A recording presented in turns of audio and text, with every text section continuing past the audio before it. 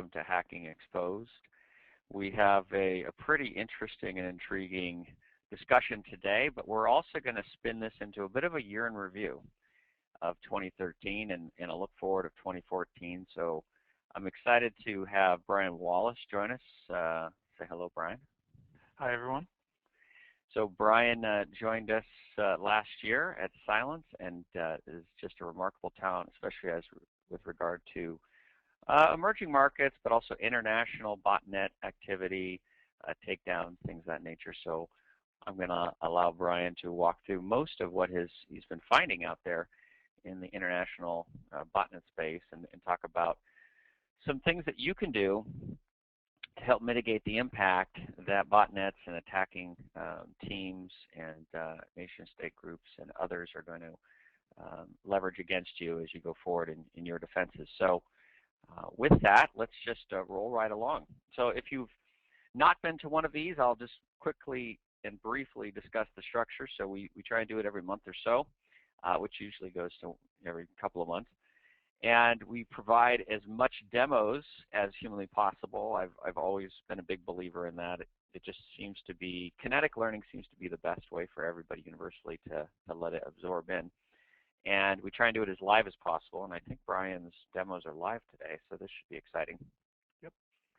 And then we will have a Q&A at the end, but please do ask questions throughout. There is a questions tab in your little app that you're involved with, engaged there on the right-hand side. Just feel free to start your questions anytime you have them. I or Brian will not be able to answer them right away, but we will certainly get through them at the end. And we love ideas for topics, and so please send those in, either in the questions or you can send us emails directly. We often have guest presenters both inside and outside, and we've done that in the past. And then this will be recorded and available. Usually turnaround time is about 2 days is what we've been averaging, but check back in a couple, 3 days, and you should be able to get to it. So let's look back a bit. So 2013 was, it's always, every year seems to be just more interesting than the last. Every time you think that things are getting boring in our industry of security, they tend to just get more and more interesting. And I rarely, if ever, get bored. It's probably one of the reasons why I keep loving to drive and help drive this industry and try and make it better, is there's so much opportunity for improvement, and there's so much to talk about. So we're going to talk a little bit about 2013, and then at the end we're going to talk about 2014, some of the things that we are predicting. So I always think about the security industry from a threat perspective. Okay, there are other perspectives to look at it. There is there are risk perspectives, there are compliance perspectives, there are audit perspectives, all those kind of things. But I really always go back to the threat perspective of how do these guys get in, how do they stick around, and how do you defend against them based on that knowledge of their tools and tactics and procedures, etc. So I usually go back to the attacks that have been known and some of them unknown.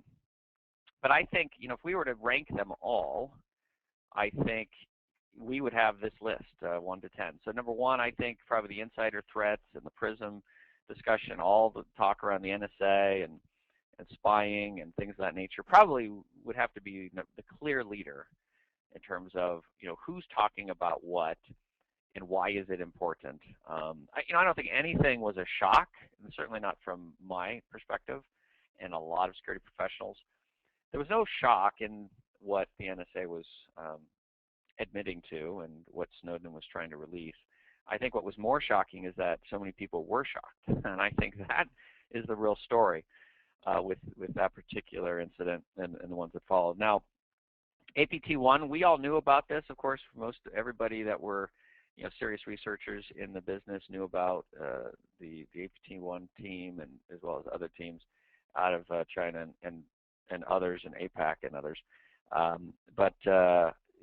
The report came out, which I thought was a pretty good report in terms of just at least getting the data out to everybody so that they can keep an eye out for it and help defend their systems. New York Times, Wall Street Journal hits. I thought those were really interesting, going after the very people that create the news. And then, of course, those that are meant to help protect your systems and help you use your systems, guys like Adobe and Bit9 breaches with them hacking into their build servers and getting and running off with their private signing certs. I think that's really interesting because obviously we started to see a lot of malware that was signed by Bit9 and signed by Adobe. And then I don't know if you've just recently seen, but Target just announced 40 million credit cards that have been exposed during a period of time, about the last 2 weeks, 3 weeks. And it looks like the breach occurred at the point of sale systems.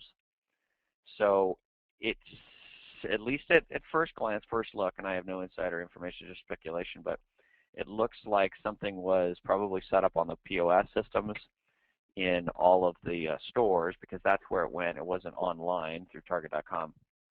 Looks like it was through the point of sale systems, and they were able to basically extract the magstripe data information, which would include, of course, all of the critical data like credit card information, expiration, secret codes, security codes, stuff like that. So I think there's going to be a lot more to come from that particular breach, and so it made it instantly to the top 5. But then you have Facebook and Twitter and Gmail and LinkedIn password leaks. I mean, it's just, you name the big company, and there was some public announcement of at least a password leakage. The U.S. Federal Reserve being a target, even though it was a small hack in terms of technical hack, in terms of what they were able to gain, I do have a little bit of insight there.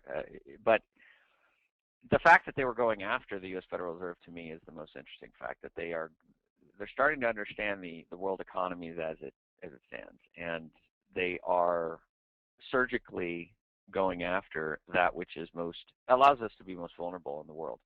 I think that's interesting. Also going after guys like Living Social.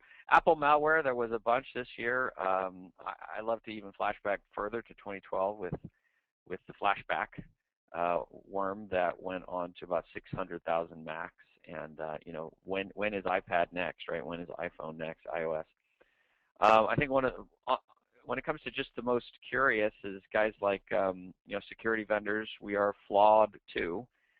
So part of an ad server or an ad widget was an ad server was infected with malware, and FireEye was serving that up. It was either in their management console or in their emails. Can't recall that, but I think that's just an interesting point, because in terms of a vector, anybody can be taken advantage of and victimized in that way. And then lastly, and this has been coming up quite a bit, we at Cylance broke a whole bunch of ransomware late last year, by reverse engineering the passwords being used to encrypt, and it was very, very successful. But of course, what that means is whenever you figure out how the weakness of the bad guy, they turn around and make it that much stronger, and that's what they did with CryptoLocker. So the ability to reverse engineer is much more difficult, and the ability to really help people with those victims of CryptoLocker are a lot tougher.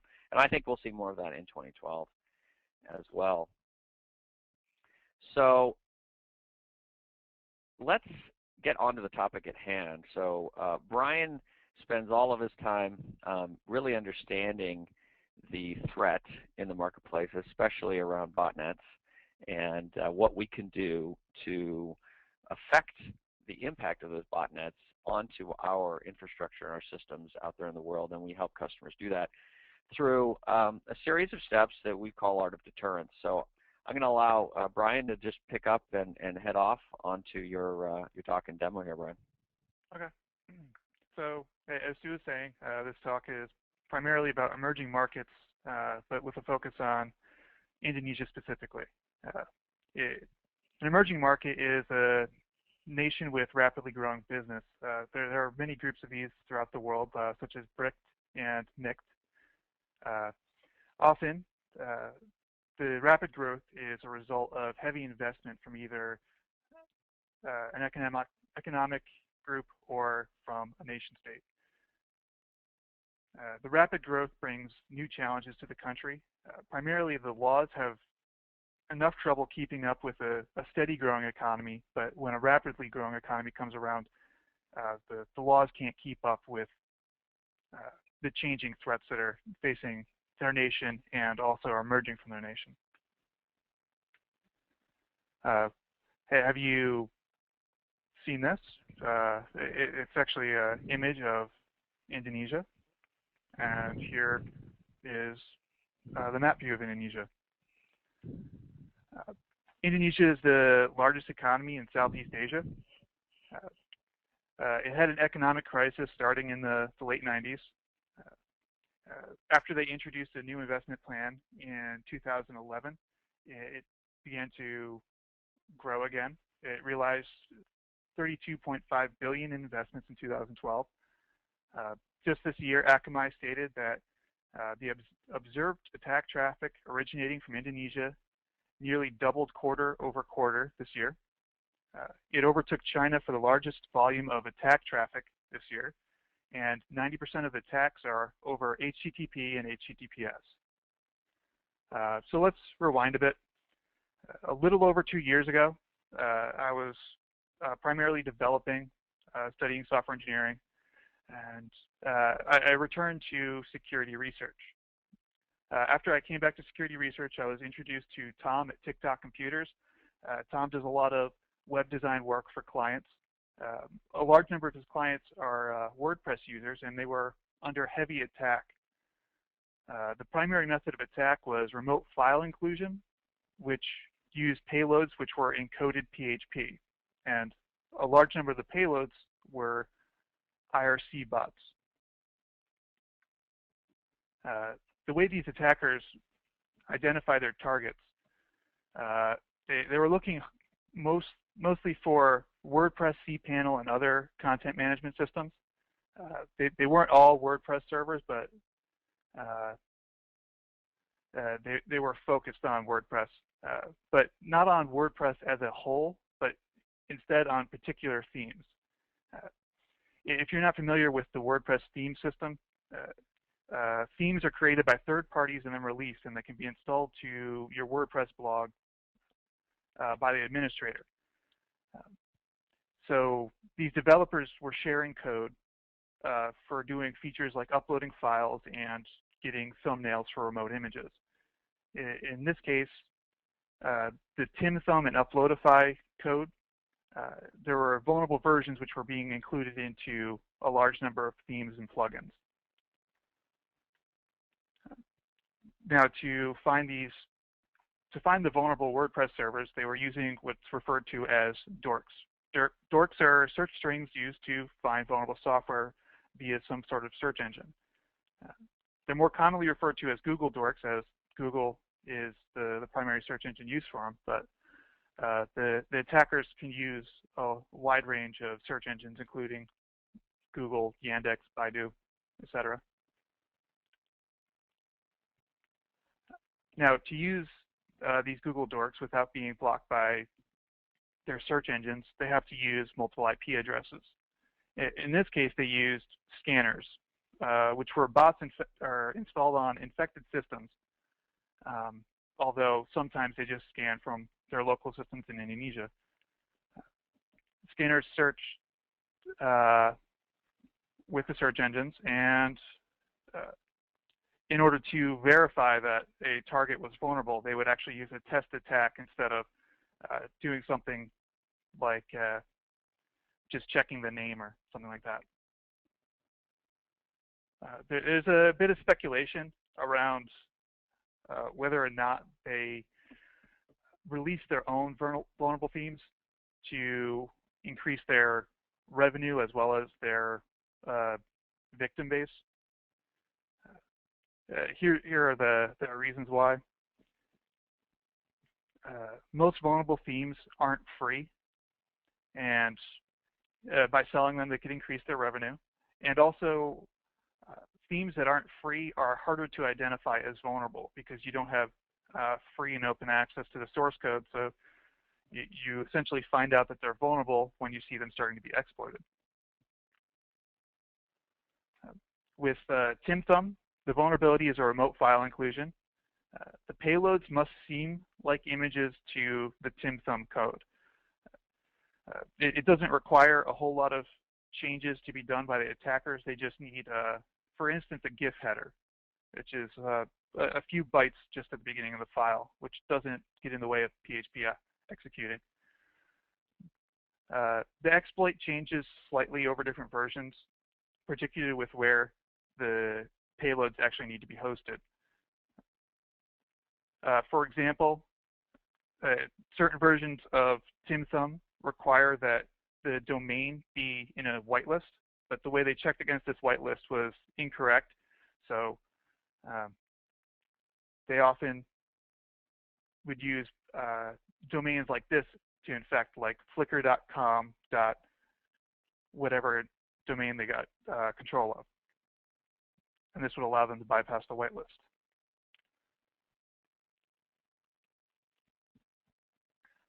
Uploadify had an arbitrary file upload.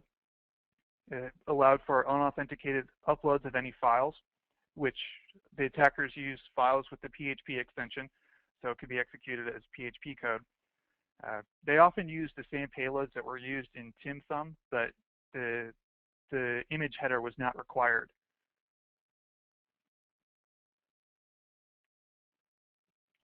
A lot of their they had a wide range of different payloads. A lot of their payloads were backdoors. Some were very simple PHP backdoors, like bopcrew. They also used stun shell as well, which is a bit more advanced, but I'll go into a bit more later. Most of the code was copy and pasted. They copy and pasted shells from publicly available shells, and it seemed very rarely was it original code. The comments in the code itself, though, attributed to the attackers a large number of times. There was Indonesian comments. There was even listing of email addresses, and then IRC servers and channels and shoutouts. It was they weren't afraid of showing who they were. The backdoors also had very little authentication. Some of the payloads were specifically for infection notification.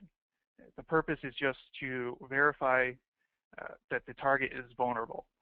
Some just print a string generated by PHP code, and then upon execution, whatever is checking to see if the server is vulnerable could then read that string and verify it was vulnerable. Some attempted to send an email. In the case where the servers were being used primarily for spam, they would check and see if they could send an email via the local SMTP server to a public address. And some were droppers, some just downloaded and executed other payloads. And of course, some were bots that called home.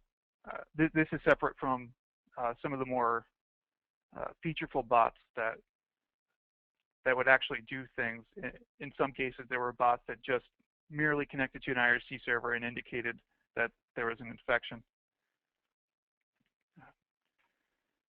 As for the bots, the most common is pbot. Rainx and Putri and a few others were used. The bots were primarily PHP and sometimes Perl. All used IRC with unencrypted connections. The passwords were stored in plain text, and they used poor methods of authentication. As I mentioned before, payloads were encoded. PHP allows for dynamic execution of PHP code with the eval function, so you can pass in a string which just contains PHP code and it'll execute it. There are other ways to do this, but this is the most straightforward way. Payloads are encoded with a group of functions like gzDeflate and base64 encode.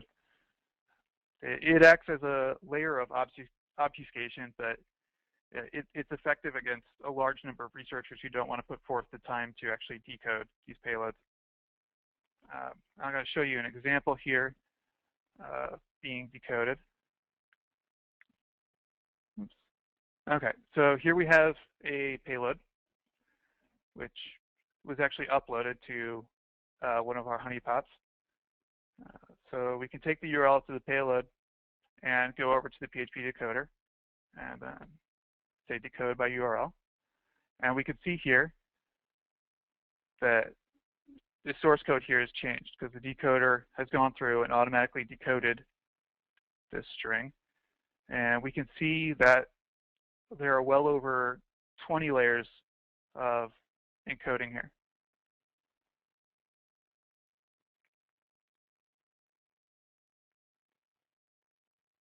Okay. Now to go into specific bots themselves. pbot is an IRC PHP bot. It's easy to identify from its configuration block. The authentication is based on a password, but it can also be based on the virtual host set by the IRC server, which means that the bot is partially relying on the IRC server as part of its security. A vulnerability was discovered twice independently by myself and another in pbot, and my exploit of that used an undocumented command. The bot has denial of service functionality. It's a remote access Trojan. It can spam, it can port scan, and it can also drop and execute other payloads. Rainx is another IRC PHP bot.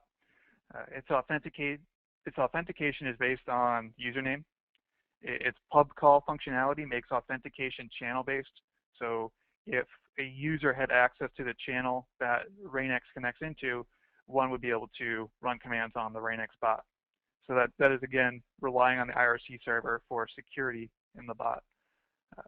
It actually uses a feature of PHP called variable variables. It's almost a scripting equivalent of a pointer. Rainx has the capability of denial of service, remote access Trojan, a port scanner. It's a dork scanner, exploitation. It can spread, it can update, and it's a dropper. And it's fairly surprising that Rainx showed up less than pbot when it's as flexible as it is. Putri is an IRC Perl bot. Authentication based on username, which again is relying on the IRC server. Some versions will only flood IRC. As I was mentioning before, some bots, they didn't really have an external purpose as much as they were just identifying vulnerable servers. Putri, in this case, was identifying vulnerable servers. Commands are parsed with regular expressions, which in a few cases can be exploited. It acts as a remote access Trojan and the denial of service tool. Harazuku is an IRC PHP bot. The authentication is user and password based.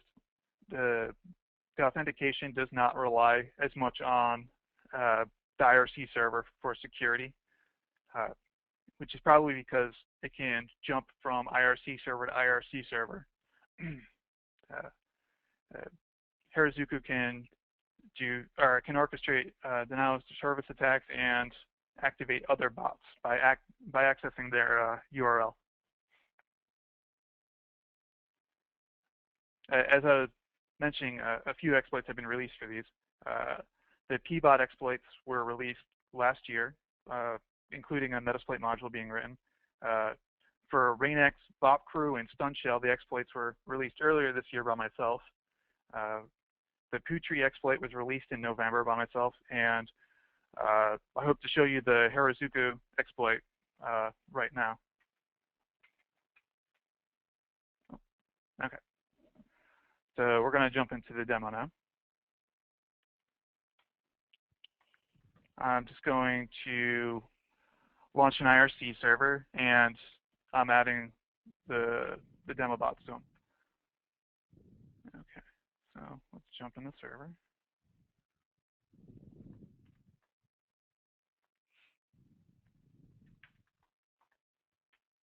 And I'm just going to join all the channels the bots are joining.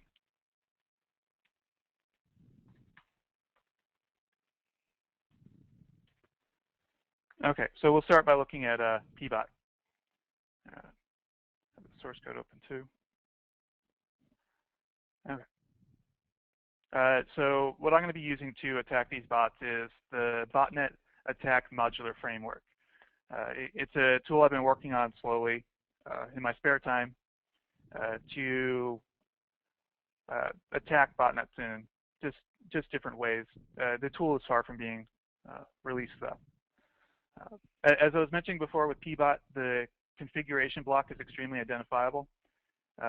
This is the configuration block I'm talking about. This is in every pbot, and it's quite easy to spot, even with regular expressions. So detecting pbots is fairly easy. So as you see, we're in the pbot channel. The only administrators are the pbots, and then it's just me in the channel with the pbots. So we can just we can use BAMF to dump out the configuration from the bot.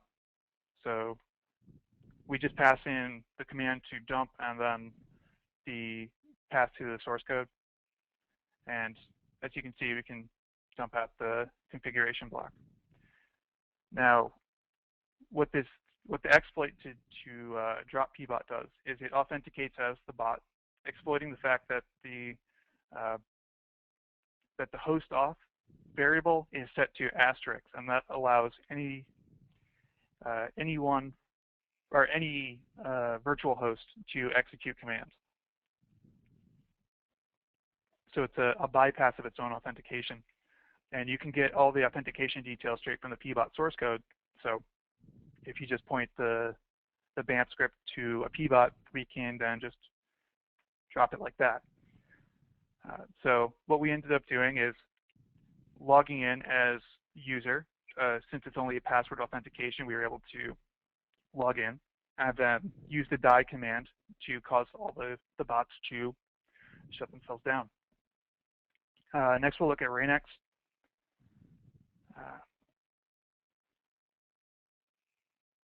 As I was mentioning, RainX is a bit more involved. It doesn't really have a configuration block that is easy to identify. It can generally be identified by either the string RainX somewhere being in there, or if we look towards the bottom here,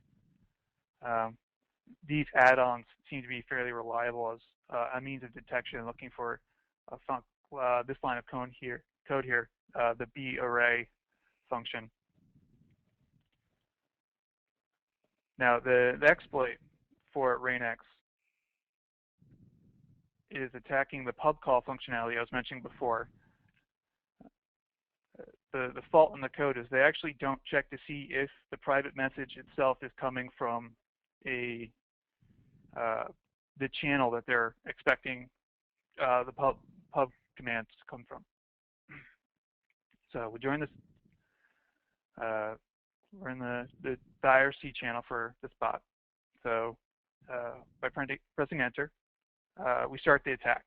Now what this attack does is it's private messaging each one of the possible bot names, which is a very large number. All the bot names are predefined inside the script, so BAMF will go through, parse out all the names, and then it'll private message each one, acting as if it was doing a pub call, but instead of doing it from a channel, it's doing it in a private message. This way, just knowing the list of names that the RainX bot will use, we can then run commands on it. This can take a bit of time, but as you can see, the users are slowly dropping out of the IRC channel.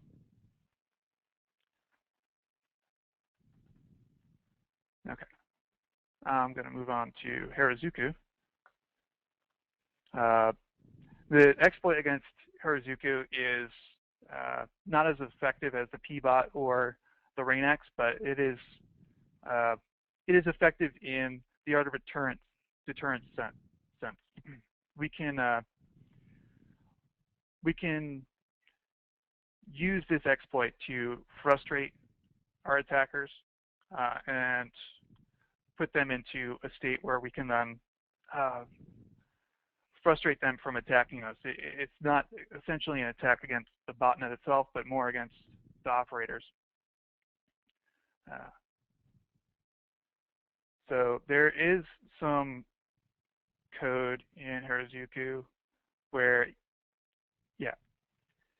when it receives a notice that looks like a CTCP message that starts with KB, it will then take in those parameters to kick and then ban that specific user from a set channel.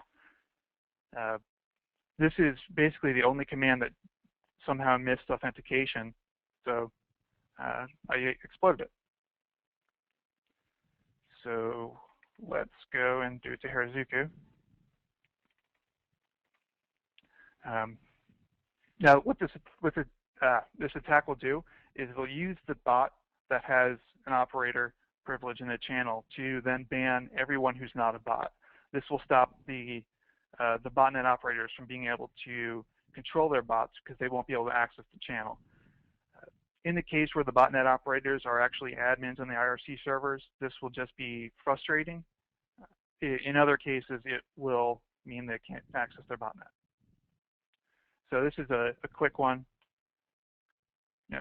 As you can see, the exploit kicked me from the channel, and as you can see here, it kicked the other bots from the channel. And then ultimately what it does is it'll ban anyone from joining except for operators. Okay.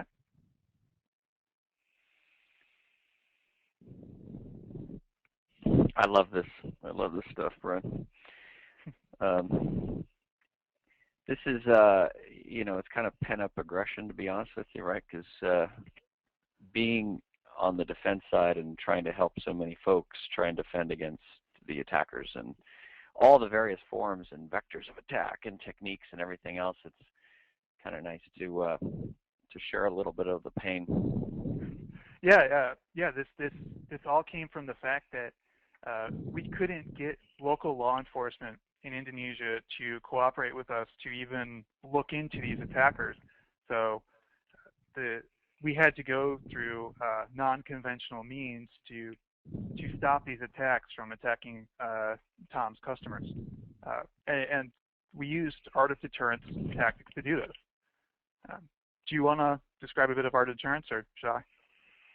Yeah, well, this is an effort that Brian and I have been putting together to kind of combine both the physical and cyber world of deterrence. As you know, throughout history and throughout all wars or any conflict, there has been traditionally just a physical side of both active, you know, weaponry and fighting versus deterrence and defense. And we've seen a lot of the techniques used in the physical world be 100% translatable into the cyber world. And so we've cataloged and categorized and built a methodology around that Brian and I are building content around to help you, just in the same way that I created Hacking Exposed back in the day, creating the techniques and the recipe-driven approach to help you, empower you, and give you the sense of you know, somewhat limited control, albeit some control, around how to impact and affect the attacker's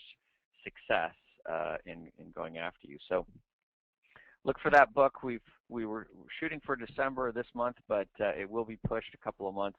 We're hoping to have a little bit more out probably by RSA timeframe, the end of February. But just keep an eye out on our website at Cylance, as well as the Twitter feed for the latest and greatest on that.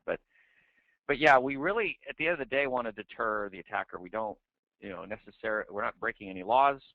We're not going after a system that is owned by a non-attacker and affecting that system. We're simply going after the true, you know, butt in the seat at the keyboard, frustrating them, confusing them, you know, performing a lot of disruption in their efforts, and they tend to be pretty successful. So we are providing both conventional and non-conventional means. So I think it would be a really interesting read for everybody. And our dear friend, retired Admiral Bill Fallon, is also helping develop the physical equivalent side of that story. That, you know, he ran the head of Central Command for the Iraq Wars, and he has a lot to add around the physical side of it all and how it translates into cyber. So I think it's going to be a really exciting book. In Art of Deterrence, we split up the recipe-driven attacks essentially into 3 different categories: understanding your attackers, deterring them from attacking, and then vengeance, to make sure, you know, they don't come around knocking again.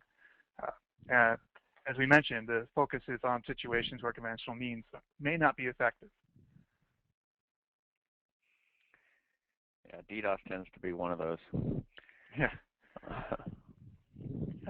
So going into one of the recipes, we gathered information. So a attack scanner was released to gather information from WordPress blogs that were under attack.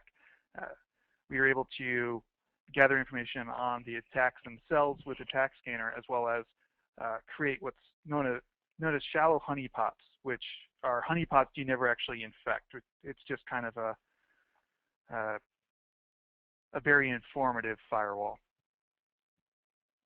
We also protect the users in the meantime, so we avoided our customers from being compromised.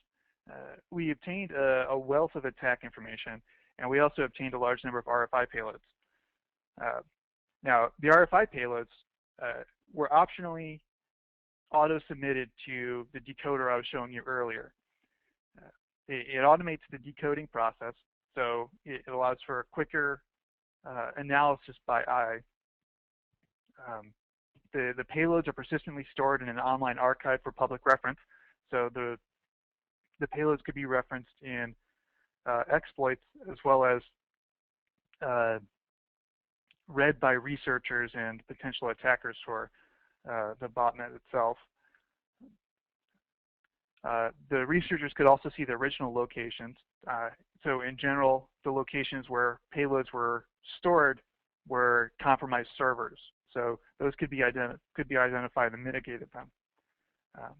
Recently, the decoder includes an experimental JavaScript interface as well as an RSS feed for newly found pbots and rainx bots. The RSS feed allows you to easily parse out the configuration blocks for pbot and rainx. Now this is a Maltego graph of the bots from about 6 months ago. The green circles here are the command and control servers. Each one of the blue dots is a payload. Now it doesn't map to a specific bot. That generally maps to more than one live bot. So this graph doesn't actually show the number of bots that were in each server. So that would be an even larger graph. And on the right here, the orange dots represent the different bots themselves. On the left is pbot, and on the right is rainx. So as we can see, the pbot was much more prevalent. So another art of deterrence recipe is exposure. So we exposed the vulnerability independently discovered by myself and another, and made sure that this exploit was easy to use and easy to understand by the public. In doing this, we released a Metasploit module, which made it very easy for anyone to go out and attack a rainx or a pbot botnet.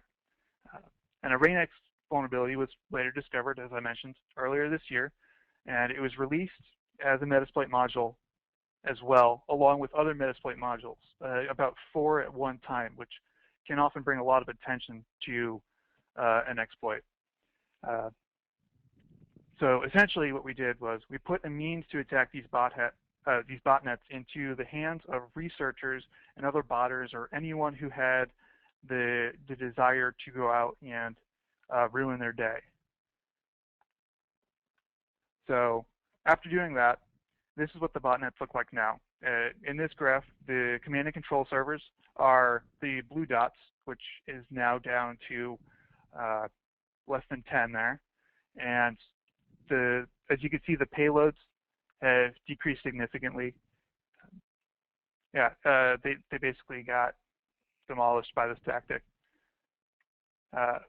Here's a graph showing over the past year how effective this method was. As we can see at the beginning of the year, from January to February, the number of remote file inclusion attacks we saw against attack scanner customers was fairly steady. In March, the 4 exploits were released. The rainx, the VopCrew, and the 2 stun shell exploits were released to Metasploit, which led to an immediate decrease and then a increase in remote file inclusion attacks we saw. Now, what's interesting about this graph is it's not the the number of successful attacks, but instead it's actually the number of blocked attacks we had. So we were able to block much more attacks in May. Now, this data point for a long time confused me, but then I realized that this data point is panic. In March to April, there was a lot of people attacking their networks because they suddenly had an exploit that they wanted to play with, or they now knew of a large number of bots they could take down or take over. So they caused hell for these botters. So in May, to deal with the loss of many botnets, they had to increase the number of attacks they were doing. They had to put more out there. They had to work harder. And in doing so, they ended up sending us more payloads, more information that we could post, which would then be used by people now watching the decoder and attack them further. And as you can see, the tactic worked quite well. So these attackers, they didn't just disappear. In a usual situation, by conventional means, they would likely be imprisoned or on the down low. But in this case, they are moving on to another CMS called Joomla. They're using bots far less, and their attacks are much simpler. They're very quick, arbitrary file uploads. They're not using other compromised servers to compromise other servers, and the whole process is far less organized. So effectively, this organization has been put on its side by art of deterrence tactics.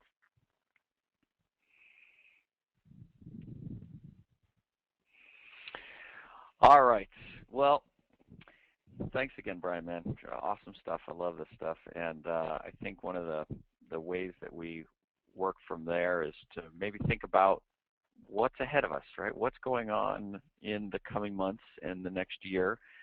We often like to do our predictions, even though they may either be too early or they may just be flat out wrong. I think it's good discussion to walk through a little bit about where we're seeing the new threats, the new attacks, and how we think that's going to translate into how we need to defend our systems differently. So just a few to talk about and think about. We've seen a ton of Bitcoin attention in terms of going after the whole Bitcoin system, but also in terms of stealing Bitcoins, mining Bitcoins, etc. Do you want to talk a little bit about this one, Brian? Oh, yeah, sure. So as Stu was saying, this year we have seen a ton of Bitcoin-related cybercrime. Not only just infections on endpoints mining Bitcoins, but also massive heists online. And this isn't going to go anywhere. Bitcoin is still valued at well over the USD. So a single Bitcoin is worth quite a bit of effort to an attacker. The increase is likely to end up on targets such as gamer PCs, where there's high CPU and high GPU. So the attackers can use the resources to mine these Bitcoins. And also on gamer endpoints, they tend to steer away from AV, and they often aren't averse to piracy, so they can easily be affected by a malicious torrent or something like that. Yeah, so I think the other part of what we need to think about it too is more infrastructure-focused attacks. We have seen them trickle in from time to time over the past 4 to 5 years. Stuxnet certainly made it headline news, and we've been seeing it quite a bit in oil and gas and into even building management systems, industrial control systems, and it's just going to increase. And I think as the footprint and surface area goes small, so will the attackers, and that's exactly what's happening. They're looking for any opportunity in and how to stay in and how to go low and slow outside the radar of your typical defense and diagnostic visibility. So we're going to start to see more of that. They're going to be firmware level attacks. There's going to be more embedded system attacks, and I think that's going to be a big part of the landscape for 2014 and really beyond. We'll see more Apple stuff. Again, we've been predicting the whole iOS attack, which I do believe will come. It's just an issue of when. I mean, we prove it every single year with demonstrating how easy it is to hack into an iPad or an iPhone and exploit a vulnerability in some applet somewhere to break out a sandbox and to take over control of the system. And so the bad guys know all this stuff, and there's plenty of 0 days being sold on the black market around it. So the likelihood of a big attack coming is certainly high.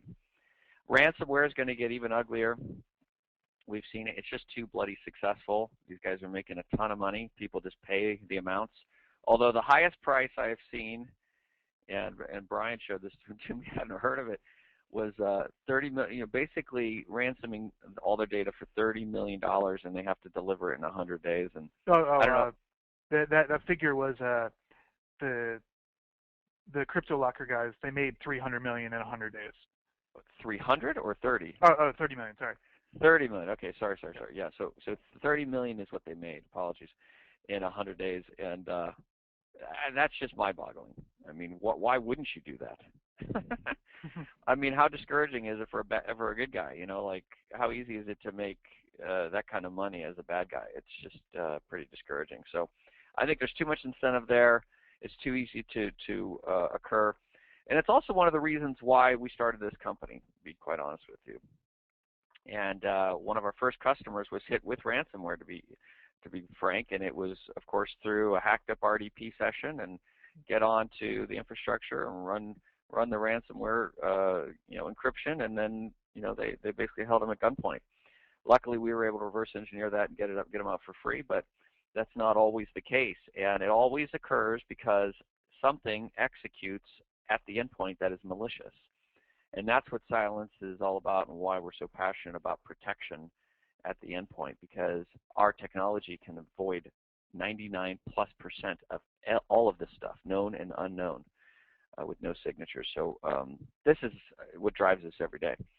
Android, we're going to see more and more Android, as I mean, we've seen a lot of it. In fact, there's there's tens of thousands of samples now of Android malware, and it's only going to grow. More of the usual nation state and cybercrime. And the big question that we have is, will there be big retaliation around the government-sponsored stuff within the U.S., NSA in particular? The Anon guys have gone quiet in part because they've been busted and thrown in jail, but in large part because they've gone underground and kind of stayed cool. That usually translates into a couple of years of something bad coming back out of them. So we'll see if it comes up this year, since this past year, 2013, was pretty quiet with the hacktivist teams. So at any rate, if you have other predictions, I'd love to hear about them. Certainly submit those either as questions or otherwise, but hopefully you'll have a great happy holidays this year, wherever that might be, in whatever country you might have it in. And thank you very much for attending. So what we're going to do now, this is where we'll switch over to Q&A, and I'll walk through a few of the questions. If you've got time, hang tight. We'll try and get to yours. And Brian, if you do have questions right now, please click on the questions tab, write your questions, and we'll answer it. So the first one, Brian, for you, I thought was interesting is, so you mentioned traffic from Indonesia. We do know if that, do we know if that traffic is coming from Indonesian VPNs, or if they are, fully owned, infrastructure? Well, I don't have a distinguishing feature between the VPNs and traffic directly coming from Indonesians in Indonesia. What's likely happening is that a large number of local servers are being compromised as the attackers, from their recent boost in economy, became much more tech-based. So there's a lot of naive tech users now. So business owners and groups like that will have a large number of computers which can be accessible on the internet, and any Indonesian hackers could then do local hacks and then build up the number of servers they can use. Okay, so let me jump down to the next one here. So Aaron was looking for the BAMF stuff, Oh, but it's not out yet, right? So right. I haven't. I'll yeah. push the source code I have here today up to GitHub later. Right now, the BAMF repository is just a collection of ad hoc scripts. So I'll push this up, and you can look for the most recent change to see where these specific scripts are. Okay, and then he had a follow-up Mm-hmm. on that one, which was, is there any chance that BAMF will support takedown of the Katan-based IRC? I'll have to add it, but the functionality of BAMF is strongly focused around a modular design. So it would be kind of like a Metasploit, but specifically for botnets. So if a feature or if a target botnet isn't implemented, it can either be requested or very easily implemented by someone else. Exactly, and that's kind of the whole idea, right, is that to help extend the supportability and the community effort around some of this stuff. Right. Because we all know it's not like you got a lot of free time sitting around. Sure. Okay, let's see. Attack Scanner was released. This assumes thought awareness by the customer one way or another that there is an attack already. I'm not quite sure what that one, do you know what that means? Yeah, I think they're trying to establish the idea that people who went out and got Attack Scanner already knew they were under attack, which is true. As far as Attack Scanner went, it was primarily to protect the clients of Tom at TikTok Computers.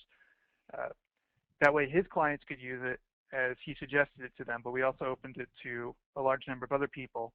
So we were able to protect these specific clients in this case. It wasn't a 100% anti-bot solution. It was a targeted approach using art of deterrence tactics to deter these attackers from attacking the targets. Got it. Got it. Okay. And I think, let's see, we've got one general one, which is, and this is, poor Ivan, I feel your pain, but he says, didn't we already lose the game against the bad guys? Aren't they, already always a step in front of us? Sometimes I have the feeling that enterprise customers don't realize that they have, in fact, a problem. The answer is mostly we have a defined budget and no money for additional security software. I mean, the whole point of Hacking Exposed and the whole point of what we try to do here is to not allow you to give up the fight. There are tons of techniques, tons of tools, tons of behaviors that you can get yourself as administrators and your users to employ that will prevent the vast majority of these things from ever occurring. And it does take a lot of education, a rinse and repeat, and it also takes some tools, some technology, and we hopefully are giving you a little bit more confidence and a little bit more support around what you can do to defend yourself and protect your systems, even beyond products, to be quite honest. I mean, certainly there's some decent products out there, but for the most part, you're right. They're garbage. They don't really work. No, they manage the symptom of the problem, and there's always another way around that symptom if it's being blocked. So, we're taking that tactic as we build our technology. We're making sure that we're going at the core of the problem, at the heart of the problem. We don't care where it's coming in from, and that's another important point to reiterate that you need to think about solutions to all these security problems by going after the core of that problem, and that's an important distinction. All right, so let's see. Will this webinar be made available for offline? Yes, it was.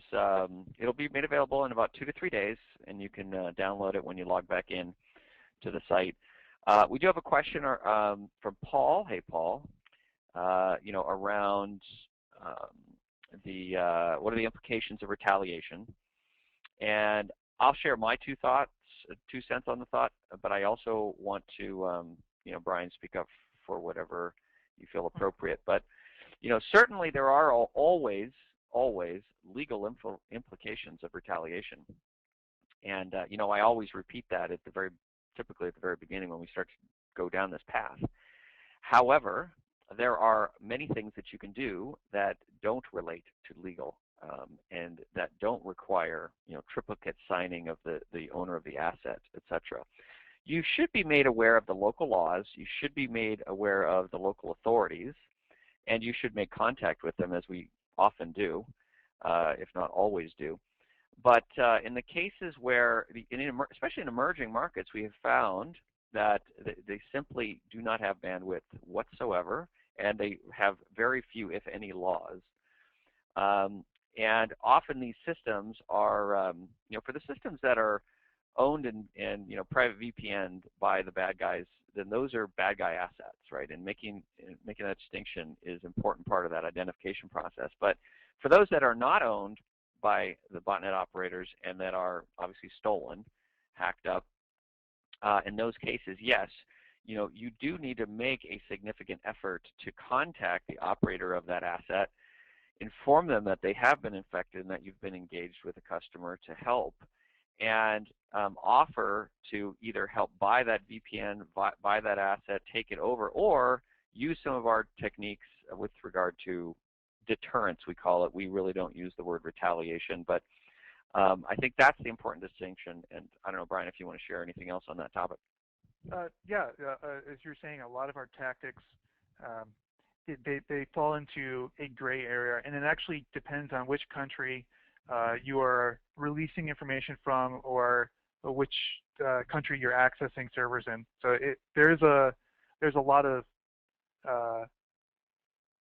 things to consider as far as this question goes. It really depends on your country and the attacker's country and the compromised server's country.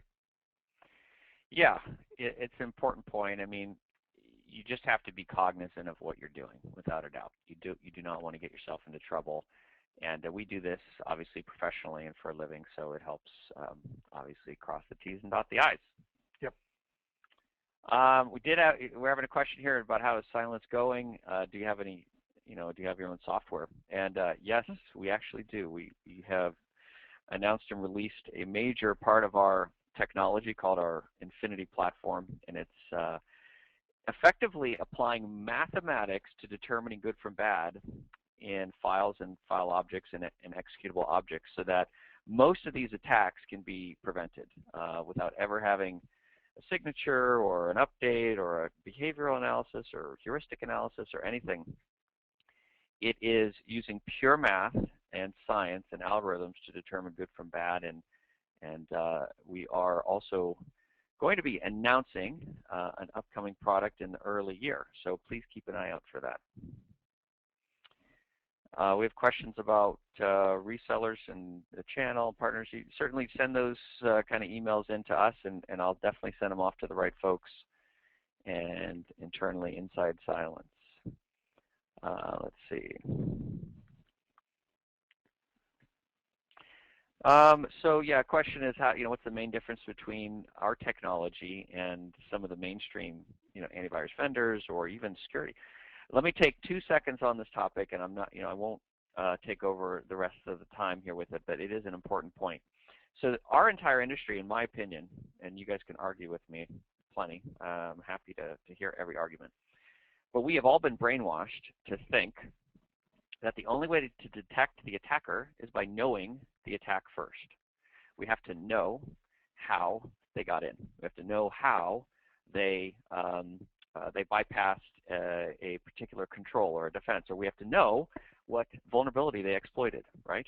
Or what feature they exploited. We have to know all this stuff, and unfortunately, that's the foundational problem of the entire industry, in my opinion.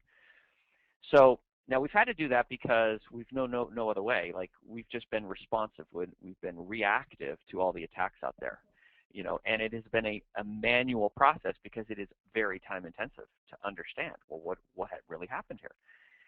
Well, imagine a world where you don't have that anymore. Imagine a world where machines learn for you. Just as a human would learn what an attack is, machines learn. Not by behavioral analysis, not by heuristic analysis, none of this stuff. It's simply by looking at it from the eye of a security expert and professional.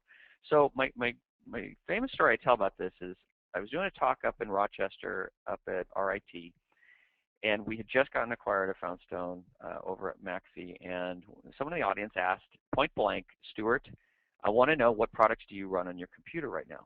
Okay, you're part of Maxi, Foundstone, whatever. You must be a big target. How do you protect your systems?